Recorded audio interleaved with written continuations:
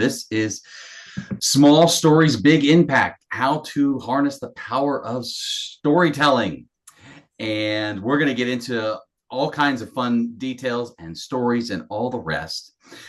As a way to start, what I would love to do is simply have those of you present here, as well as those who eventually watch the recording, share your name with one another, and then why is it important that you are here?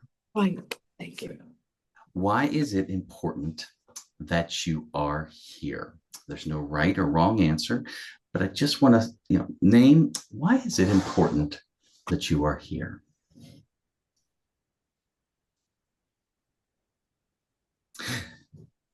All right.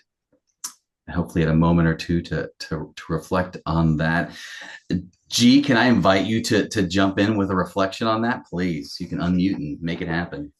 Well, hello, Bobby and Karen, and to everyone else who tunes in. The timing of this for me is really unique, Bobby. One of the things that I know I need to do a better job of doing, and I might have shared this on the intake form, is forming my stories better. Some people are very quick and witty and can whip out a story just like that. And I have all of this stuff in my head, but it takes me a while to get it out with clarity. And I need to do better at that. And you might appreciate this, Bobby. I just shared that I have an upcoming TEDx talk that I'm starting to prepare for. So thank you, by the way, for your support. I saw that. So one of the things that I am working on as part of that is the storytelling piece. So your workshop was really timely. Like it couldn't have been better. And plus it's you. I really appreciate your enthusiasm, how you are on stage. I've seen you on a couple things and I want to learn. So that's why it's important for me to be here today. I'm G and I'm done speaking. Great. Thank you, G. I'm honored and excited. Wow. And now shift over. Karen, why is it important that you are here I today? guess like G, I mean, you're a fantastic speaker, and off the cuff, but obviously not, you're well versed in your topic and what you're going to talk about, as well. And I can't remember. I think that I checked the box that I wanted to do this before I finally said yes, that I would do the speaking engagement at the end of February. Um, and I'm fairly comfortable speaking in front of people, but I don't think that I really tell stories. I mean, I can piece things together and make people feel comfortable in the audience and have a little levity and whatnot, but I don't know that I really tell stories well, and I always admire people that can do that well. I was talking about Dr. Null, our new superintendent. I was thinking about this morning, preparing for this and thinking about what a great speaker he is. And I thought, well, as a teacher and a superintendent for 25 or 30 years, he's had a lot of speaking in front of people time and being comfortable with that and telling stories, whether to little kids or big kids, adults. So I admire that in people that can really string it all together and tell a good story. So, as you well know, I'm here for the beginning, the middle, and the end. All right. Good. I love both of those. Let me just add, because there were a handful of folks that signed up for this and also offered comments about what they were looking for, even via the recording. A lot of it was around finding confidence in their own voice, being more succinct, somehow making it look a little easier, some kind of punchline, some kind of arc to it, maybe how to add humor, different methods out there. So we will get into some of that in more depth. Some of that we'll touch on with ways to go forward beyond that here today, because there are so many angles and ways at this. But what I thought I would do is I'm going to share my screen and share a little bit about me and how we'll be moving forward together. There we are. I asked, why is it important that you are here? Great questions. Just a little about me. For a long time, I was a pastor. That's my background. And early in pastor world, I would work extraordinarily hard to get the right answer. I was young. There were congregants a lot older than me that I respected, that I was a little intimidated by, and I wanted to get it right. I did not want to mess up. You right? Insights about key life questions, things going on in the world, big important passages in the Bible. I want to get it right. I researched. I did multiple drafts before I ever got in front of anybody, and I made sure it was right. And then people would walk out the door, and maybe I just gave a sermon about losing my car keys the other day. That's some of that story got told in the middle of all my things, and they're shaking my hands at the door, and they say, "I lost my car keys just last week." I was like, but I made some really big, important points that I worked very hard to get right. And we're talking about the car key thing. And what I came to realize is that at the end of the day, people remember stories. In fact, let me move this. Mm-hmm. I'm going to reshare it. There we go. Stories get remembered. That's the first time it hit me that no matter how hard we try to bullet point it, to get it just right, to manicure the pitch, the presentation, even just the little things that we do with our career, stories are what get remembered. The second thing I realized is that it wasn't like people were suddenly unable to digest all the big stuff. In fact, what I was learning early on, without any data to back it up, though we'll get into that, is that stories also carry all of the big stuff. I'm going to change this so I can get the share slides correct. Apologies. Okay, can you see that? Okay, good. Stories still carry all the big stuff, because stories are speaking on multiple levels at once, not just a logical level. And so we'll get into that. I learned, okay, wow, okay, they're not losing the key points. In fact, I've had congregants 10, 15 years down the road still email me about a story I told, because they really remember it and some of what that was even about. The third thing I was learning very quickly is that stories build trust. Every time people heard a story and they shook my hand at the door, there was a sense of them saying, "Oh, I relate to you. You're human. I'm human. I know what that's like. I've been through something like that." And every time it was a micro deposit in the trust bank with the congregation. And goodness gracious, when the big things happened, COVID, for instance, the big macro things going on in the world, in our nation, when things got tight and tense, you better believe those little drops of trust paid off in spades when the big decisions had to be made. Stories, they are your bridge to trust. And I was just picking all this up early in my career. Before I could even research the data, did all things. We're going to get into that. As my career progressed, I did discover that as much as I loved doing this work as a pastor, I was getting more and more tired, and I wasn't sure what it was about. I went to the doctors, and they said, honestly, you look pretty healthy. And I said, I know, I'm taking my vacations. I'm not burning the end of both the candle kind of thing like I was early in my career. I'm trying to be diligent about my health. It wasn't burnout like I thought burnout was. What I came to realize, with the help of some mentors, some coaches, and some self-examination, was that I, in many ways, had become the robe, the clergy robe, and I'd lost body. I had become all the things you expect of a really good pastor, and covering down, showing up for all the things, shaking all the hands, saying all the right things, doing it all the right ways, people-pleasing in many cases. But I lost myself, Bobby, my unique voice, my unique gifts. I lost a lot of that. And then as soon as I saw that, I started to see this everywhere. People become uniforms or roles in the family or position titles, and they can lose themselves. My road back to finding myself was not some overnight, oh my gosh, here we go. It was this slow commitment. I decided once a week, I would publish a story, a short story on Substack. I was going to write a story. And you're like, Bobby, you wrote stories every week on Sunday. How in the world are you packing in more storytelling into your life? Here's the thing about creative outlets that we actually enjoy.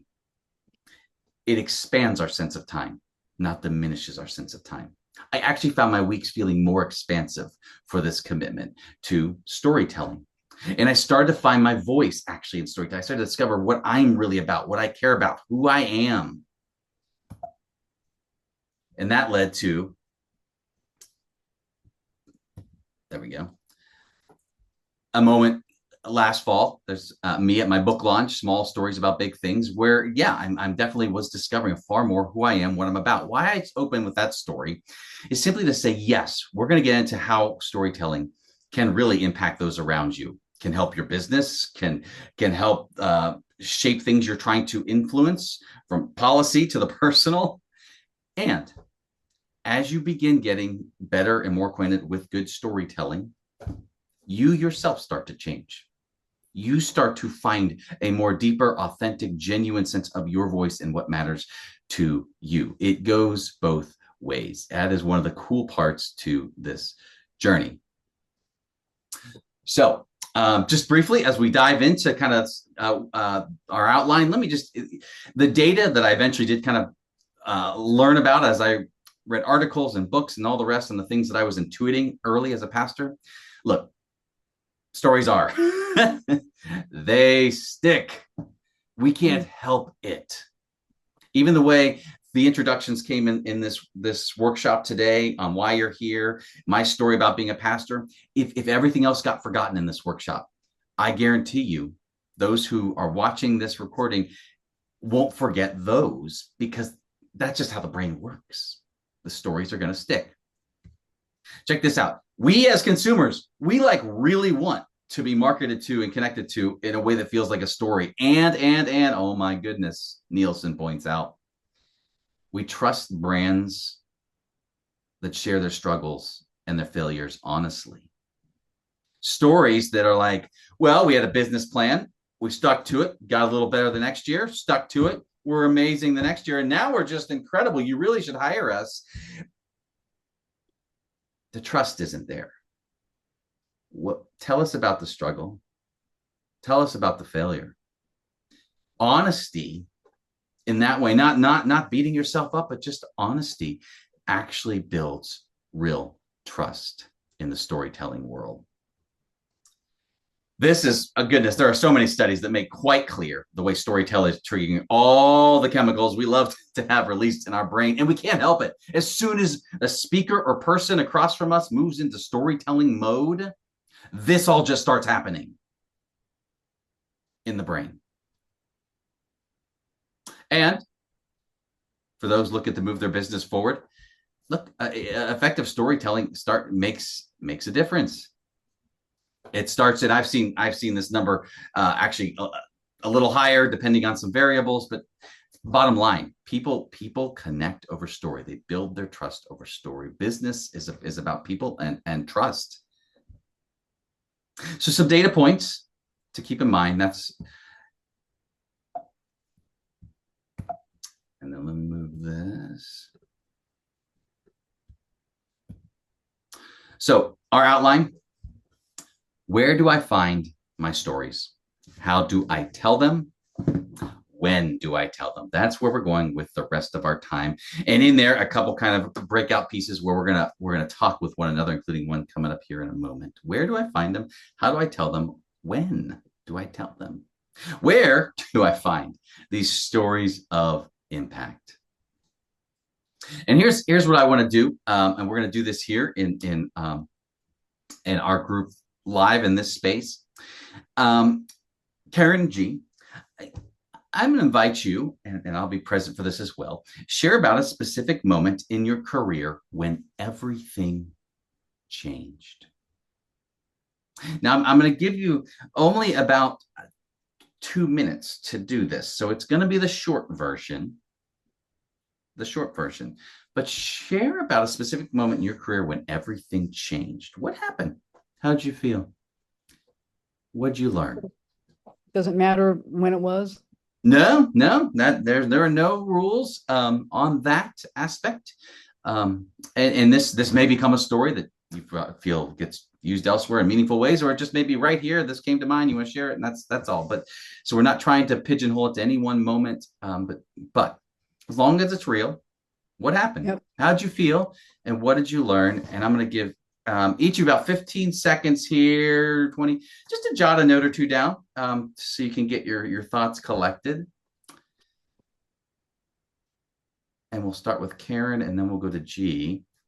And this, again, is going to relate to that idea of where we find our stories.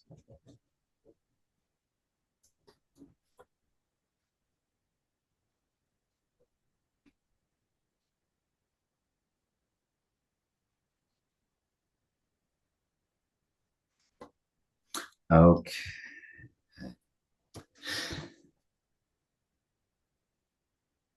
I will keep time just again to honor our time together and kind of give you a little like one when the 1 minute, you have a minute left, and I'll try chime in and just kind of quickly say 30 seconds just to honor the time. But we'll also discover that time can fly when you're telling stories, and so this will be helpful. Karen, specific moment when in your career when everything changed. What happened? How did you feel? What did you learn? G, I just invite you to listen attentively. We will have a moment to kind of respond to each other's story after we both share, or you both share. Go ahead, Karen. Mine was very, very early in my career, very early. It was my first manager's job. I was probably 25 years old, and I was given a very large responsibility in a large company, a large semiconductor company. And one of the things that sort of changed how I thought about things, being very methodical and everything has its place and this is how you do it and da-da-da's, having an employee who was out for a fairly significant amount of time. And this was back in the days of paper trail, not computers and whatnot. That gives away some of my age. However, and I remember going through her desk and her stuff, and it was, it was chaotic in my mind. And I got through it and I found what I needed and whatnot. But what I learned out of that was that not everybody does things the way I do. And that my lesson to myself and to my employee was, I don't really care how you do it as long as I can find it. And that was, I just learned that people do things differently, and that was okay. Okay. And how did it feel rooting through that chaotic? Just drill down in that for a moment. What did it feel like rooting through that chaotic? Looking back that far, I think I was a little frustrated and probably a little panicked because once again, everything was paper. So, lots of paper, reams of, you remember the printout paper and whatnot. And, but once I realized I could find what I needed and I could get through the job that had to be done, once again was everything by hand, then I was okay with the fact that people do things differently. And, today I'm still like that. People don't do it the same way, and it's okay. Yeah. Great job. And that is 2 minutes on the dot. That's great. Let's hold our comments for a moment. There was a reason I asked that follow-up just to use the rest of your time, and I'll get to that. G, I want to hear your story. And again, Karen, listen attentively to G's story because you'll have a chance just to share a reflection. G, are you ready to share? Go ahead and unmute. Yes, sorry. Perfect. I have a gazillion stories, Bobby. That's the problem. And that's part of where this whole TEDx thing comes into play. I'm going to go with a story that actually now I'm like grappling two stories. So I would have to say one really pivotal moment in my career was about 16 years ago when I was in a job working with people whom I adored at the time, but I was in a role that was not going to suit me. And being in human resources, a lot of times, unfortunately, we're in situations that you can't control, and your hands are tied in 10 different directions. And there was a moment when I, now looking back, realize I was probably having some kind of a nervous body breakdown. I was in a meeting. I was in a meeting in a place where I was just traveling for the day, or I'd been on the road for a week and ended, in one moment in a particular meeting. And a series of events had transpired behind the scenes. And then oh, geez, see, this is where I'm terrible with this. And then, of course, I get a phone call that basically shifted this was on a Friday, shifted my entire week for the next week based on some things out of my control. And I literally just sat in the rest of my meeting in that moment I'm seriously terrible at this, but basically I couldn't function and my body shut down. And I literally sat there. I don't even remember it was a procurement meeting. I don't remember what the rest of it was about. I don't remember what was said, but I knew in that moment I was going to have a very big problem and needed a serious career shift. And it was after that I quit my job. Like literally that following Monday. So it was done. And this is 16 years ago. God, I'm having the feels right now, remembering how I felt, but I'm not articulating that the way I want to articulate. What are the feels? What do you mean the feels? What's that mean? Like I'm tense. Oh, okay. I'm tense right now, just even talking about it. That is how bad it was at the time. And I recognize that was some form of burnout. Like my body, like I hadn't been eating, I'd had a really high stress environment, all of it. And I think my body was just shutting down and I couldn't even, it was horrible. It was so bad that when I was traveling, I got on the phone with my husband. Well, I had just moved in with my then boyfriend, now husband at the time. And I remember telling him I something had to give. And I remember being on the phone with him and he asked me if he needed me to come get me. And I was 2 hours away from him. And I said, no, I will be fine. I will function, get into my car and drive home. This was in 2009. I still remember it. Like, I don't remember all of the rest, like, of the little pieces, but this is where I knew something had to shift. And oh my gosh, Bobby, sorry. I know I'm way over, but that's why I want to be able to articulate these things in a very concise, succinct, I probably use that word, by the way, the succinct manner to get my point across. Okay. So others can learn too. Goodness, I am honored. I'm honored by both those stories, actually, in their own way. Sorry, Karen, didn't mean to go on. Yes, and I love this part of the exercise is just experiencing a little of that, and then here is the next part. What I'd love for you to do before we reflect on just the storytelling experience briefly is I'm going to let you go first. Because you listened first. Just one thing, literally a sentence or two. Just a sentence or two. One thing you admired. What I appreciate about your story, Karen, is this. Karen, in a moment, same thing. Just 1-2 sentences to G. G, go ahead for it. Go for it. Oh gosh, there's actually a couple of things about Karen's story, but I would have to say I love that I just love the way you framed it. You followed the exercise perfectly, and I walked away with your takeaway. And this was a lesson that you'd learned early on. And as you said, it was many, many years ago, back in the days of paper. And so that says to me that this resonated to where that impacted you. And in turn, you can relay that impact to other people so that they can learn too. So I appreciated that framing of it. Nice. G. Karen, go ahead for G. Well, I found myself thinking about something that was very similar to myself about a job I had, and I'd been working, I traveled all the time, and I came home one day and just said, I'm going to quit my job.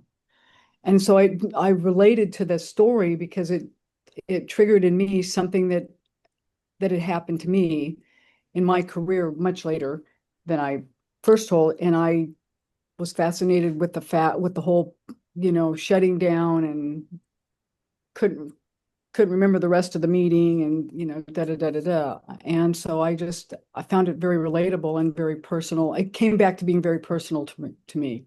Yes. Wow. Wow. I mean, right there. Is so much. I'll share a couple things from my vantage point, and then if you want to chime in one more time with what it was like to share your story, I just love to hear briefly. Um, Karen, I loved hearing when you dove into what the feeling of chaos felt like and the honesty around frustration in that word, and then the lesson that you learned so many years ago, which speaks to your wisdom and growth mindset that's been there for a long time, about, hey, do it your way, as long as I can figure it out. I want to avoid this again. Like I just felt that was really cool. And then, gee, I love the fact that you can still feel it today is so telling. That right there is one of your most important stories, no doubt. And I guarantee it's hard. It's vulnerable. And yet I catch what Karen caught was like, oh my gosh, I know that story.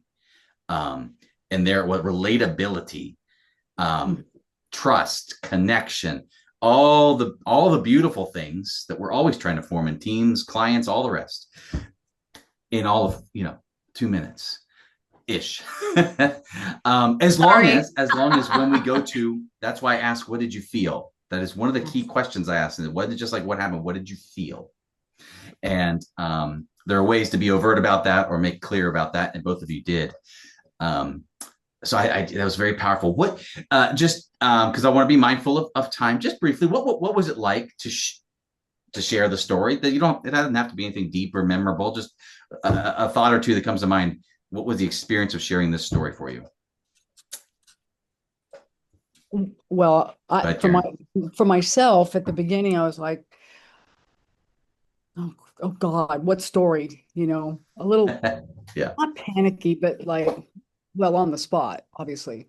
But I just went with the first thing that came to my mind, and I kind of try to follow that rule, which is follow your gut. First thing comes to your mind, first answer, first, whatever is, typically something that's true.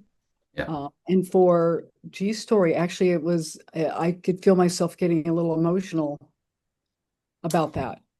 Ooh. Well, yeah, Powerful. Bobby knows I'm a crier anyway, so so I'm like, oh my God, I'm going to start crying. But yeah, so Yeah. I super connected to it, and for myself, I was like, oh God, tell something personal about myself is a challenge for me. And I mean, I think it's a challenge, and then I do it. Right. And this was, meant to be about career, but inevitably we're whole people. So even if it's focused on career, we feel it. We're whole people. G, what was the experience like, or at least one aspect of it for you in telling the story? Well, first, thank you, Karen, for acknowledging my story and that it resonated on some level. And again, that's really where I want to go with this. And I think for me, the feels at the prospect of telling a story, because I didn't know all that was going to be involved today, as Karen said, on the spot, that's where I get stuck sometimes. Some people can just whip these things out like no tomorrow. And immediately I just, again, like going back to, I could feel my reaction. Like, and again, Bobby, this is a trusted environment. And thankfully it seems like a very nice group here, but I just immediately, that was what I felt. And then again, the stories are there. I just want to get them out in a succinct way that will hopefully empower and inspire others along the way. And again, because of this whole TEDx thing, very hot today in particular on the brain, because I have to work on 2 stories for tomorrow, for example. And I don't even know yet what that exercise looks like. I'm still waiting. So story today, the timing of this is really spooky. The thought of having to dive deeper into storytelling tomorrow, as part of my exercise is intimidating. It's a necessary evil, obviously, with this, right? And I can get up and speak, just like Karen had said. We have the confidence to present in front of people, but when it comes down to this particular process, it's not the comfiest for everyone. Yes. Thank you. Thank you both. And I do think part of the not the comfiest is there is inevitably, as Karen alluded, even in a professional story, there is a personal element. Storytelling is has a fundamentally vulnerable way of being because it's not bullet points. And so some of you inevitably is going to come back if it's true. If it's true, then it's going to be vulnerable. Then we're about to get into this point in spades. But I appreciate you naming that. This wasn't easy. And I know, just as a coach generally, transformation happens in action. So taking action on telling a story is the fastest way to get more concise, get more confident, get all the things we want about our storytelling. And so we took action. We took short action, but we took action for sure. Now, why did I start with that question about a career when everything changed in your career? Well, here's the deal. If you want to find all of your good stories, and here we go. Begin with the break. Begin when something broke. The project broke. It was going this way and then something changed. Maybe you broke through the ceiling. Yes. Or maybe it all broke apart, but it broke. Something changed. A promotion. You got it. You didn't get it. A body part breaks in a person. A heart breaks in a person. A partnership breaks. A position breaks. Promises are broken. A phone is broken. A pipe plan. When there are breaks, there's a story. Okay. That is where you start. Let me get this reset because I lost you. Oh, don't play from current side. Okay, cool. Begin with the break. And here's the logic.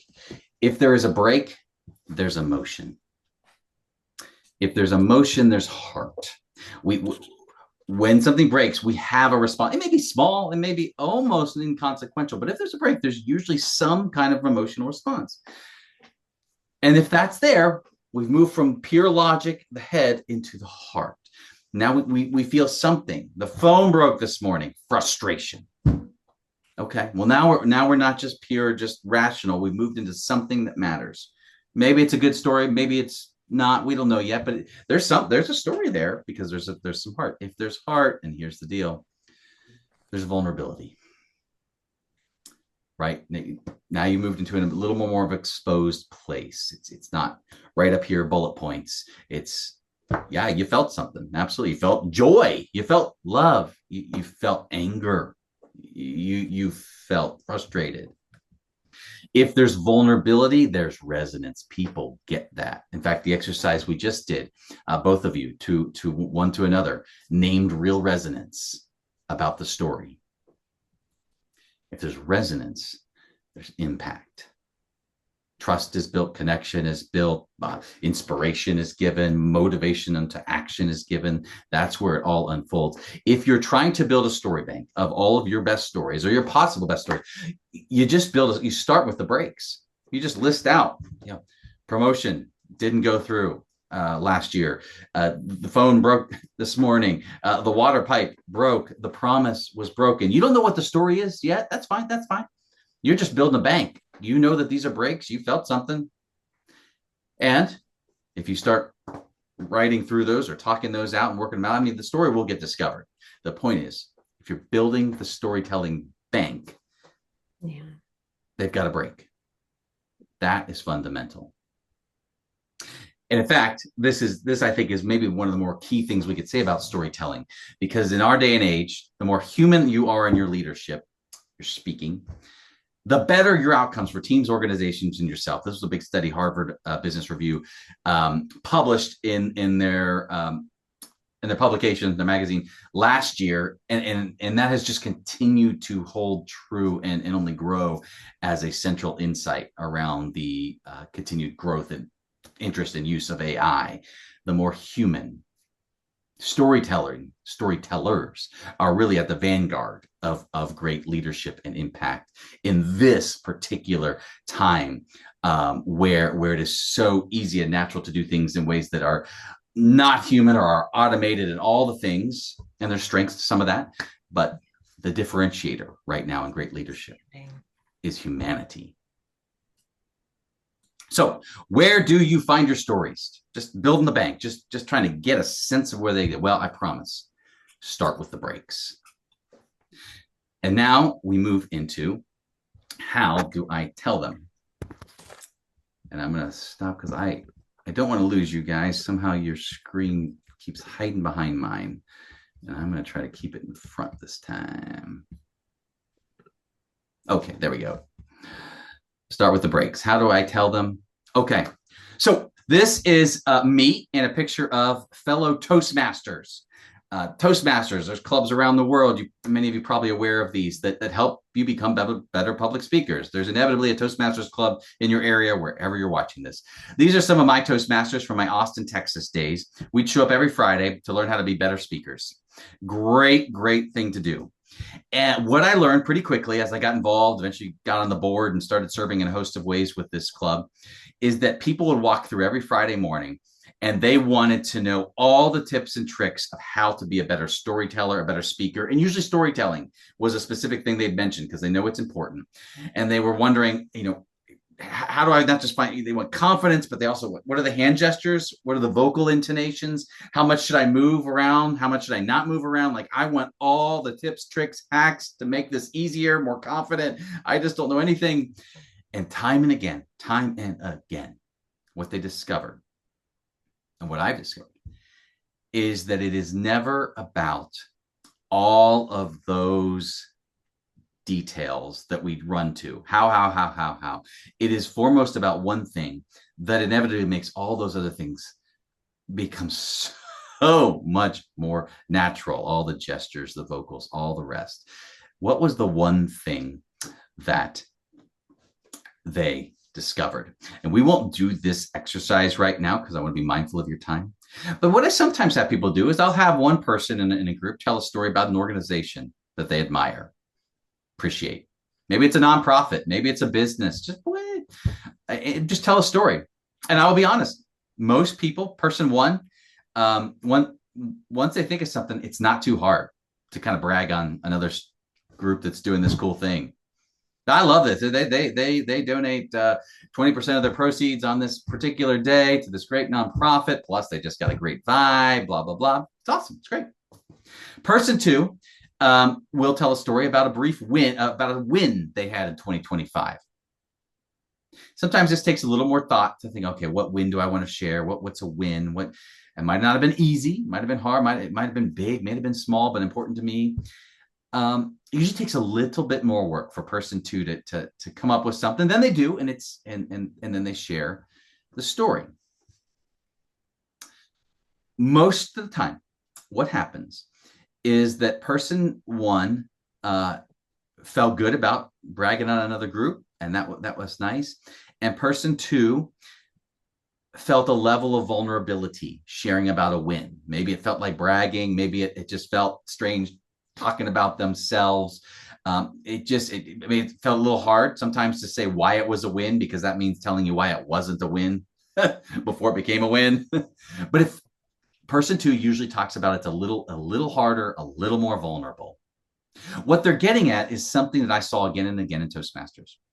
There would be people that would get up there, and because they wanted to tell a good story and they wanted to be sure it was awesome, they would tell a story about Mother Teresa. They would tell a story about Steve Jobs. They would tell a story about Martin Luther King Jr. Great stories, don't get me wrong, need to be told. Absolutely. They would tell a story about Microsoft. They would tell a story about all those big winners out there in society, all those people who went above and beyond, and would you believe it? And those are good stories, don't get me wrong. But every time a person risked telling their own story, where they had a lived experience of the story, they felt the story, every time the room landed, the whole story landed with a different resonance, impact, connection. Their story beat the Mother Teresa story every single time. That's not diminishing Mother Teresa, not at all. It's simply that the stories we live,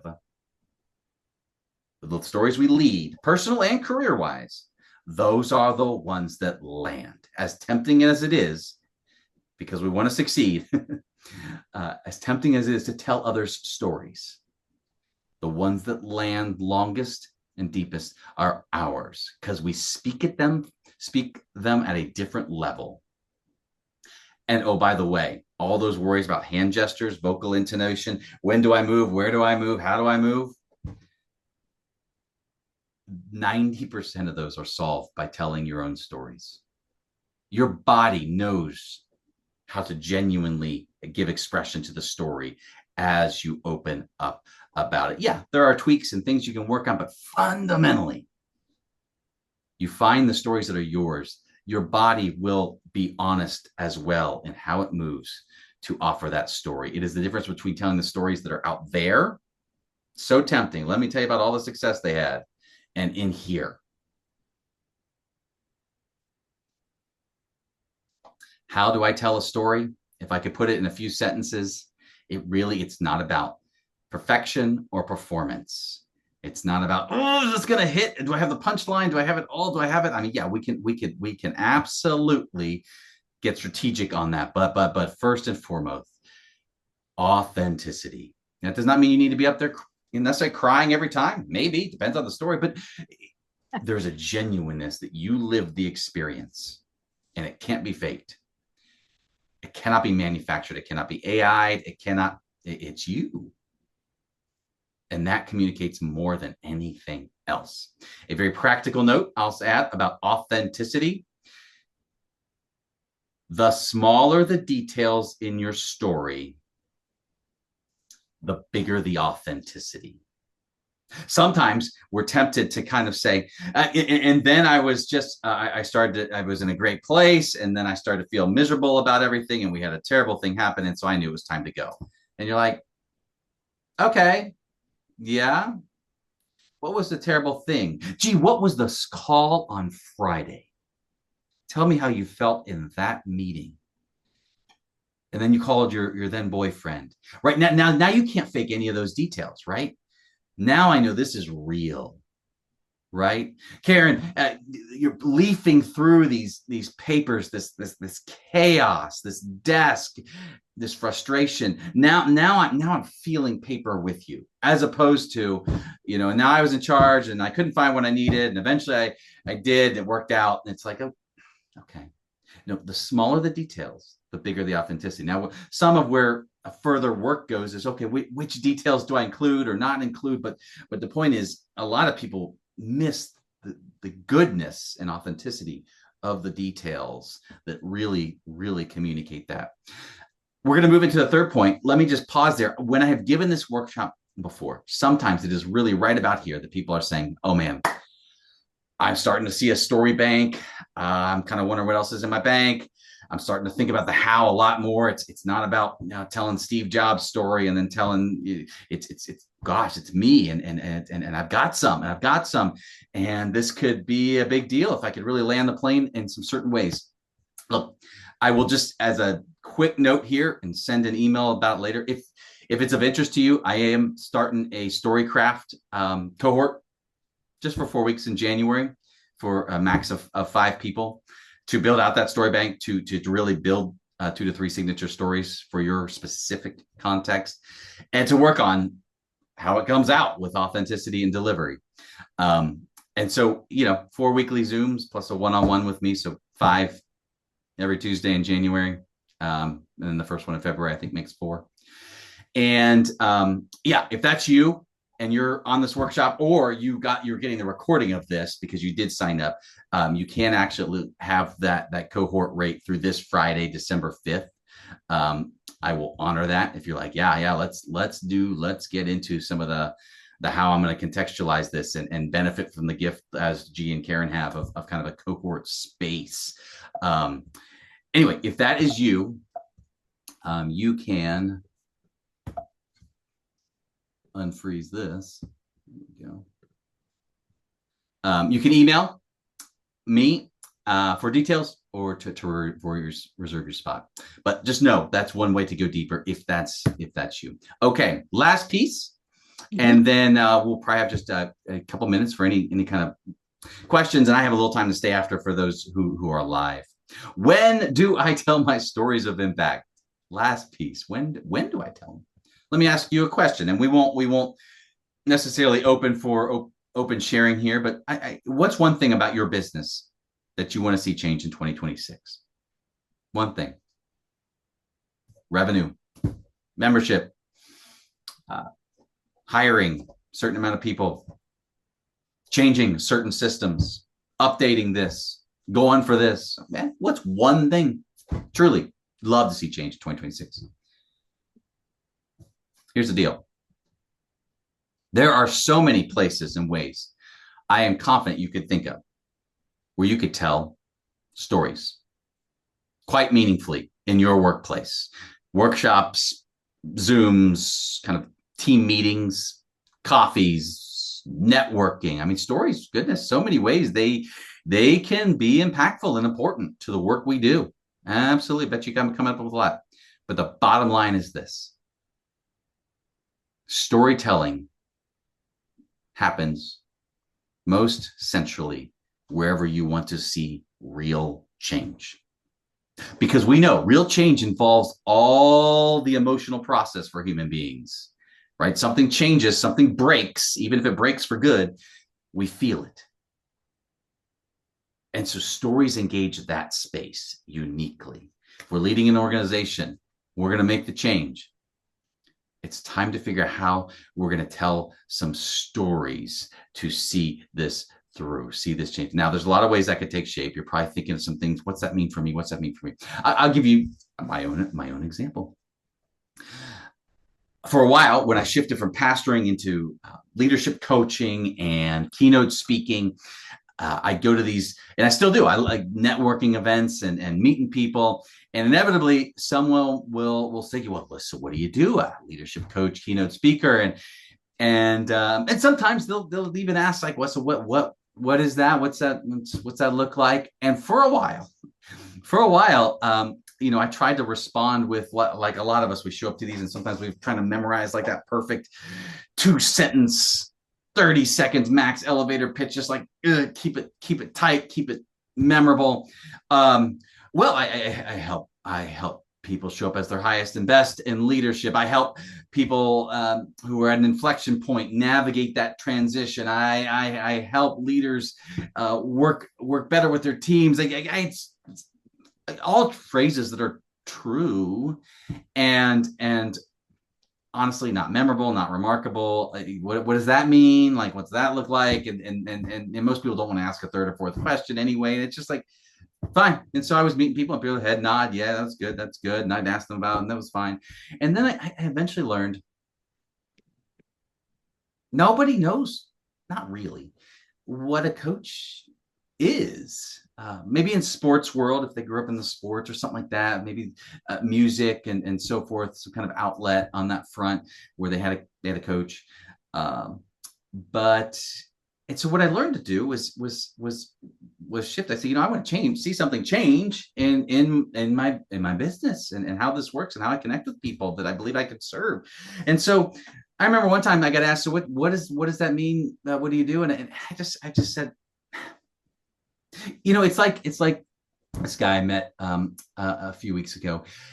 He is running a very successful dental practice that he started and has been building for a few years now. And he told me he just has been grinding his face to the ground, is actually how he put it. So much so that he has lost his face, he said. But he said, that's how I was taught to do it. What you do is you work hard. You work hard every day. You grind your face to the ground and you will succeed. And I have succeeded. And I also don't know who I am. I've lost my face. It was very, very powerful, very poignant. And he talked about this as life being on a treadmill. It's just faster and faster, but it's like, are we going anywhere? And does it ever slow down? And then somewhere in there, he says, in this conversation, this hour conversation, we're just meeting, he says, one day I want to hike the Camino. And that's this long 1,000+ mile trek through northern Spain in the mountains, kind of a pilgrimage space where the people hike and have for hundreds of years. And I looked at him and I said, so are you wanting to move from the treadmill It's the trail. And he looks at me and he goes, yeah, yeah. Not literally, not quit my job and just go hike the Camino. But yes, metaphorically and in many other ways, I'm going to move from a sense of just always spinning and I'm not sure I'm going where into moving to a different level of purposefulness, a different level of pacing, of impact, of possibility. I want to move differently. So the coaching experience has been about moving from the treadmill to the trail. And that was a longer version of a shortened version story that I now will tell when I meet people. And there's a few others I will tell, just very short versions. And I have immediately realized that then people get it. Like, oh, that's the work. That's the work. Some people lean in and say, tell me more, or let me tell you my story. And my business has built and grown quite differently and more effectively because stories connect. I was the rope and I lost Bobby. That's its own story about me. Sometimes I share that one, especially when I'm speaking, and that has resonance because a lot of people understand that one. Those on this call today, Karen and G, shared stories that are uniquely them, and there's resonance there. I have found quickly that if you want to see change and impact, tell stories. Tell stories. When do you imagine a story is going to be especially helpful at the end, towards the end of this 2025 and into 2026? Where do I find them? How do I tell them? When do I tell them?